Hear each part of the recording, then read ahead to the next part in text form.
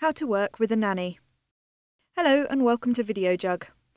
There are all sorts of responsibilities you take on when employing a nanny: contracts, insurance, pay and tax. It can be quite daunting, but don't panic. With help from Managing Director of nanny agency Little Ones, Vanessa Cook, Videojug have put together a guide to make sure that you have everything in place for when you choose the right candidate. Step 1. Contract. When you employ a nanny, you're entering into a legal agreement. You will have both agreed on certain conditions to the job. The best way to commit to these conditions is to draw up a contract. A contract between a family and a nanny should always have the start date. It should have the number of weeks holiday that you're offering her, or the number of days holiday. It should also include the number of days she is allowed to pick and the number of days that the family is allowed to pick for holidays. It should have sick days if you're offering any, or if you're just offering the statutory minimum. It should include all her duties. This should be written very specifically so there's never any problems between the family and the nanny. Step 2. Payment. As an employer, you are responsible for not only paying your nanny but also making tax and national insurance contributions. Nanny salaries are normally quoted net of tax and national insurance. This has just been tradition for years. On findababysitter.com you'll be able to find a tax calculator that works out the nanny's net to gross salary. There are companies that can do your nanny's taxes and national insurance. One of the more affordable ones is called Way to Pay. You can also register as an employer. This isn't difficult at all. The Inland Revenue will send you CD-ROMs with pay slips that you can print out yourself, and it will save you about £200 a year. Step 3. Employment standards.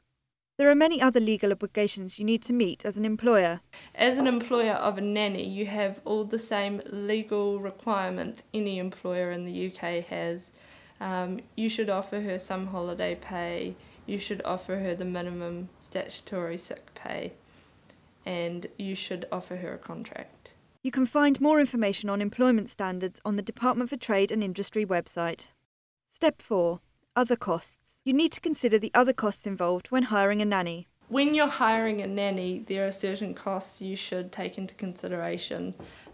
If you're wanting her to drive your car, you're going to have to pay extra insurance on that car. A nanny will expect to be fed in your home, so you need to provide her with lunch, and if she lives with you, breakfast, lunch and dinner. If you provide your nanny with a mobile phone so that you're able to contact her at any time, you need to consider that cost also. You will also be required to take out employer's indemnity insurance in case your nanny is injured or involved in an accident whilst working. Step 5. Ground rules. As the nanny is going to be working in your home, it is a good idea to set ground rules.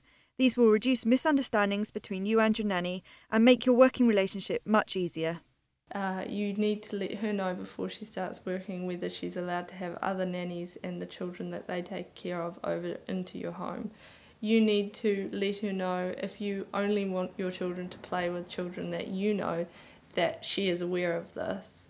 You need to let her know if she's allowed to take the children on any play dates or to any play groups or to the park at any time. If you want to organise your child's day and not the nanny be responsible for this, you need to set these rules before she starts. Other rules, you should tell her if she's allowed to use the telephone, and whether she's allowed to smoke in your house, and you should always have in the contract that she's not allowed to drink any alcohol. Step 6. Anything wrong. As with any working relationship, things aren't always going to be bright and breezy. If you are starting to have some concerns about the way your child is being cared for, perhaps their room's not very tidy, their clothes are often dirty, when you come home their face isn't clean if it's a small child, if you're worried that their hands aren't being washed properly before they eat, you should address these issues immediately with the nanny. Always remember she is your employee and you should treat her like an employee. Have regular meetings with her about her performance once a month, and at the beginning of every week you should sit down with your nanny and discuss what the week's plan is going to be. If you really feel she is not doing a good job, you should perhaps come home early, or when you leave, come back an hour later pretending you've forgotten something, just to check up and see what she's doing. If you feel that your children are not getting good care, you should give your nanny notice immediately, because you don't want to feel uncomfortable leaving the home when you go to work. You need to feel totally confident in the way your child is being cared for, and you can always find somebody else. Done. By following these tips, you should be able to build a strong professional relationship with your nanny.